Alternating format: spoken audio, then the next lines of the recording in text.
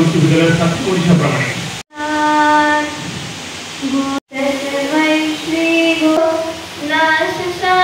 এবং আমরা টেলিভিশনে যেটা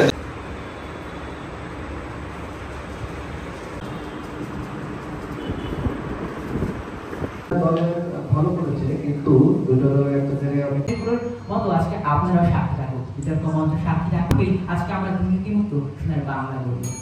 ধন্যবাদ। আব্দুল হোসেন সহজে বুঝতে পারি কোনটি আমার বড় দরকার, অর্থাৎ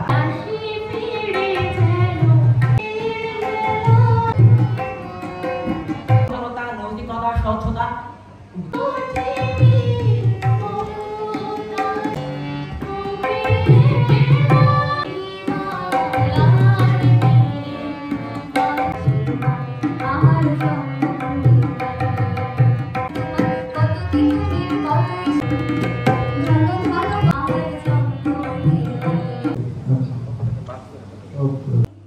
মনে ভাবিলাম মোরে ভগবান রাখিবে না মোহগট।